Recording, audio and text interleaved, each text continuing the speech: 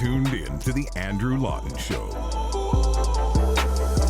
Welcome back to The Andrew Lawton Show. I have become a bit of a history nerd in recent years. I never went to set out to study that in the first place, but I've just become more and more enamored with history. Frankly, the more people in this day and age try to take aim at history or oftentimes just ignore it altogether. So I was very, very pleased when I saw a book that says the past is not something that we should run from, but arguably run towards. Michael Bonner, who I've met a couple of occasions, and he's been quite a prolific figure for reasons that will become apparent very soon. But he's written a fantastic book, In Defense of Civilization, How Our Past Can Renew Our Present, and he joins me now.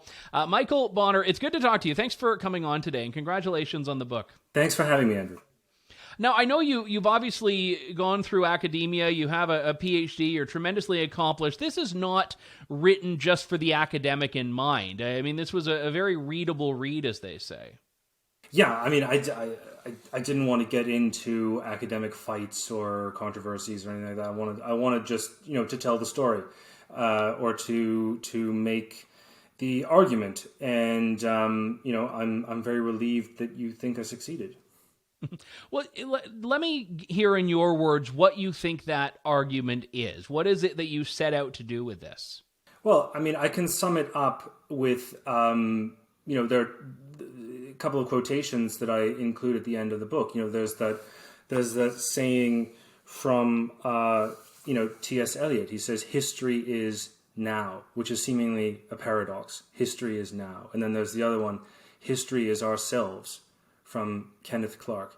And the point is that we need to find meaning and purpose. Every generation needs to find meaning and purpose in the past.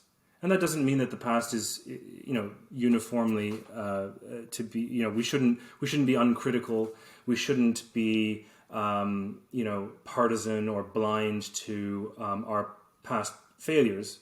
But we have to come to terms with it, wrestle with it, make sense of it, and find meaning and purpose in it. One of the challenges politically, and I know this book is not an artifact of the culture war. I think you take a much more nuanced and much bigger picture view of things. But I'd say one of the challenges that we do see today is that there are a lot of people who view the past as irreconcilable with the present. And they think, as I alluded to a moment ago, that it's something we should run away from, that we should denounce, that we should condemn. And I'd say often that's coming from people that have not undertaken to understand the past entirely. But what is it precisely that you think makes it so that these things are not just reconcilable, but actually that we need to look to the past as we move forward? Well, the fundamental problem is that there is no break in history. There is no break with the past. It's impossible. And attempts have been made, notably in the 20th century, but it doesn't work. And sort of disconnecting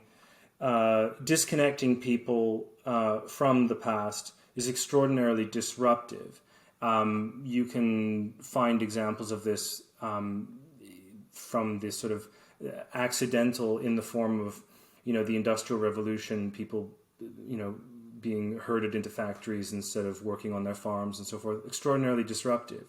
Or much more sinister in the case of the Soviet and Nazi tyrannies, sort of insisting that, everything that came before is sort of to be repudiated and looking far into the future toward a sort of utopia. Basically, trying to make that break has not had a good track record, and we shouldn't try. We should try to find, as I say, meaning. We should try to make our peace with the evils or the failures of the past, rather than trying to obliterate them. Does the view that Western nations have, the Western world has to civilization a line in your view with how other cultures are dealing with this and other cultures are doing this? Because, I mean, even if you take a strictly Canadian context on this, whatever people think of Quebec politics, Quebec as a society is much more emphatic about protecting its culture and asserting its culture. And I think in a lot of the Western world, we see really this idea that we're not allowed to have a culture. We're not allowed to celebrate our civilization. I know you've studied Iran extensively. I know you talk about China extensively in the book. And it strikes me that a lot of these other parts of the world, for whatever their faults politically, have actually done a better job of trying to preserve their civilization. Yeah, I mean, I think that what I would say is that the Western view of history as a story of progress, that is extremely unusual, and I don't think that it's correct. First of all, that's simply an assumption. It seems to be borne out by the facts of the sort of mid 20th century onward. If you lived in most of North America, life looked like it was getting better and better and better, and that you might have concluded that nothing would get in the way of continuous improvement. But that's a very unusual view historically, and I think now we're beginning to understand or realize that that is not correct. It can't be taken for granted. The continuous evolution of technology is not a reliable measure of a civilization or of the success of a culture. And an older view, which I think is borne out by human experience, is something more like a cycle of the rise and then the eventual collapse of societies or of civilizations. And we should take this to heart. I think no civilization is immune from collapse. However long a view you take, it's sometimes tempting to think of like constant evolution and change and so forth. But the longer a view you take, the more you are forced to admit that eventually, human societies do die out. And ours. Where do you think we are at in that cycle now? Well, I can't say for sure. I mean, this is.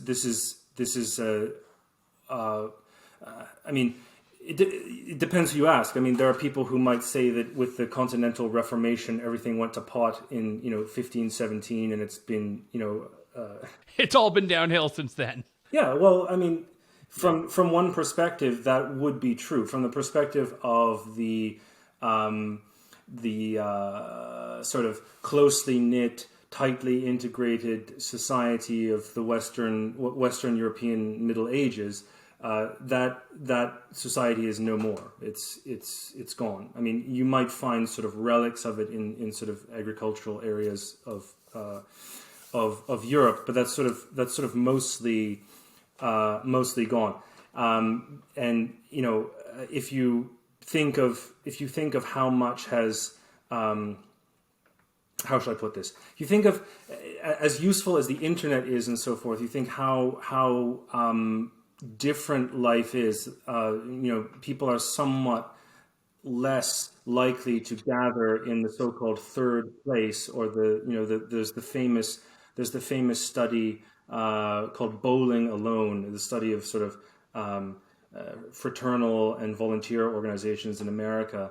That sort of lifestyle where a whole sort of town gets together to join in a musical performance, or there are various sort of layers of clubs and church organizations or volunteer groups. That has it's not totally gone, but it has somewhat faded away. And I think that the spread of internet technology and so forth has somewhat accelerated that. Depending on who you ask, I think I'm more on the side of that represents a decline rather than an evolution. But the point for me is not necessarily to pinpoint exactly where we might be on some sort of trajectory, but rather to remind people that what I'm calling civilization is fragile, that it needs to be protected and nurtured, and that we do that, or historically we have always done that as a species, by looking to the past, finding meaning there, and imitating what worked before. One of the things that you touch on in the book that I find very interesting is how contentment or satisfaction do not correlate with what a lot of people characterize as progress. I mean, we have, as you've noted in our discussion now and in the book, we have technological innovations that, were just completely unimaginable even a generation ago, let alone countless generations ago. You have medical innovations, you have longer lifespans. Now that is a little bit more dubious now, but all of this has, for a lot of people, not made the world a better place, and it's not made their life better. And I'm curious where you think that comes from. Is it a decline in faith? Is it a decline in moral grounding? Or is it something else entirely? Well, yeah, that's a very important question. I think that the first thing we should observe, I mean, I'm not a Luddite, I'm not opposed to technologies.